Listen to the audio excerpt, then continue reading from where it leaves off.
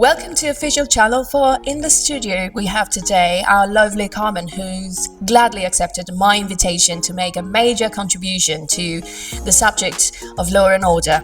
Hello Carmen, thank you and welcome. Thank you, Mercedes. I'm so happy and thanks for inviting me to your channel. It's a pleasure. Okay, so let me just start with the first question that it's most interesting for us. How studying law came about for you? How did you decide on studying this degree in the first place?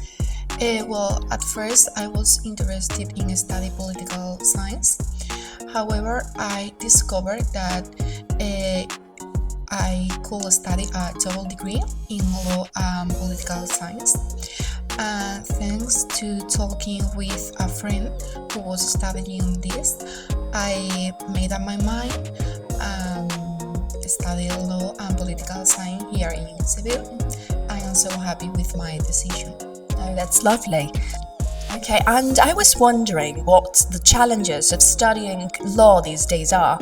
What's the biggest difference to start with respect to the past with legal studies or practices?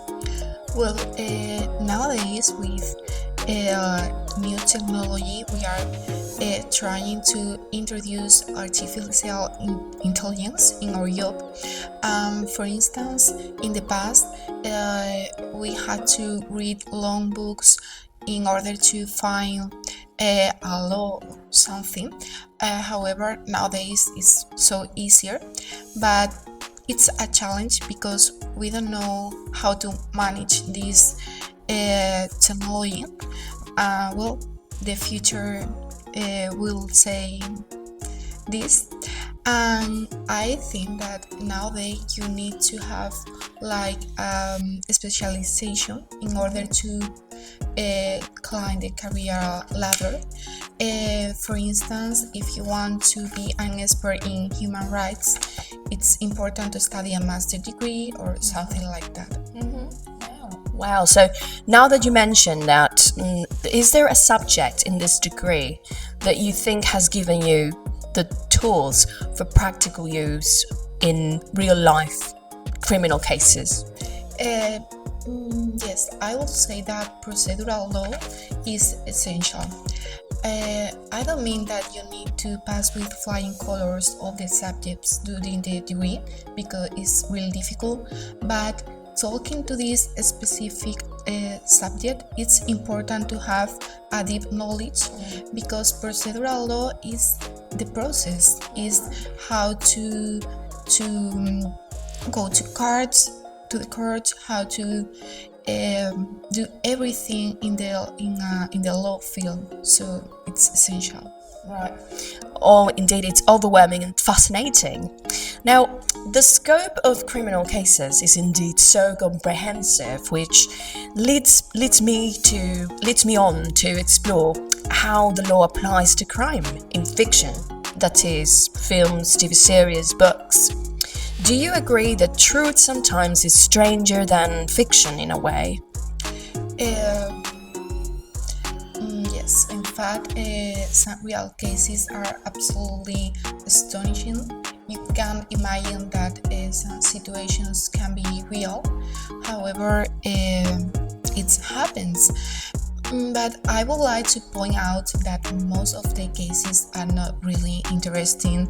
I mean, it's a huge gap between fiction and reality.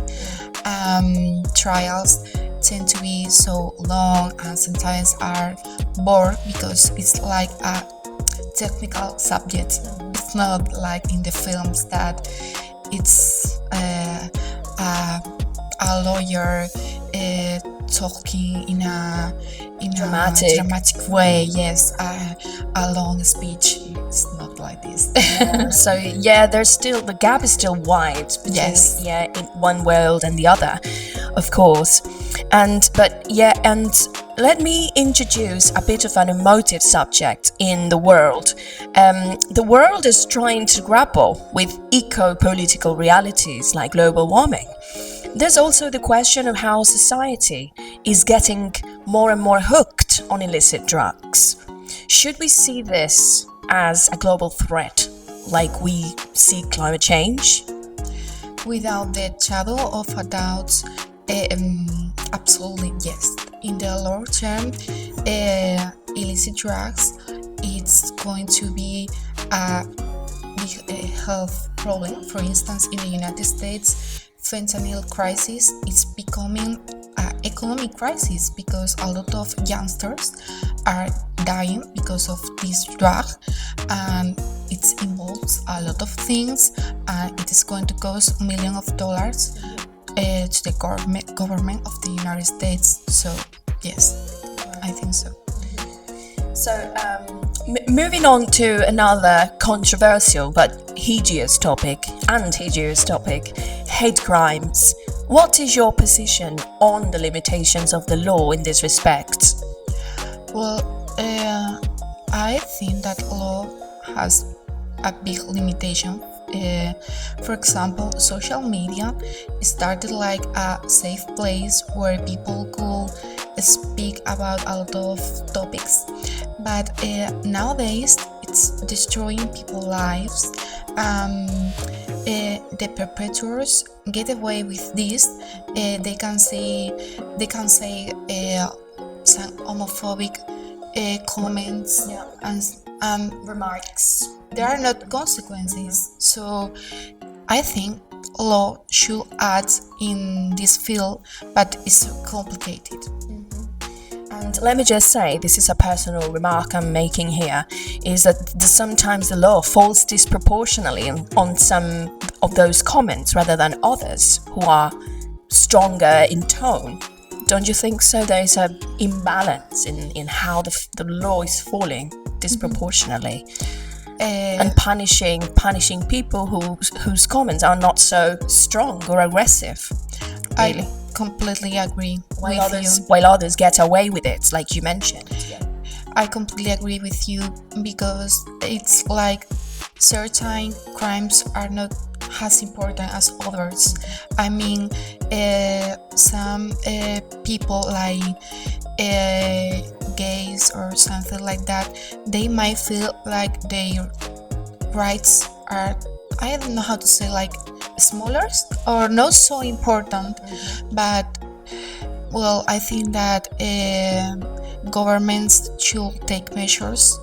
Is a challenge for the future. Right. Do you mean measures against the haters Yes. of the LGBTQ community? Okay. Now, so what's your advice to someone who wants to become a lawyer? What are the challenges that they might be facing?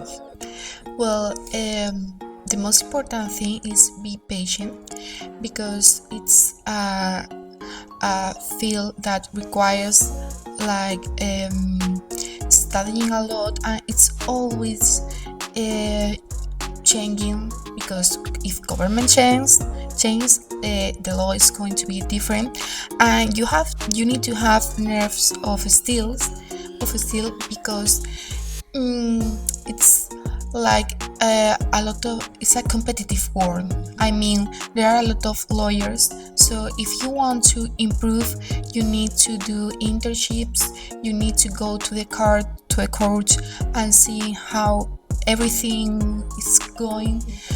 I mean, having knowledge is important, but if you don't know how to work, how to talk with other lawyers, I mean, it's so difficult to improve.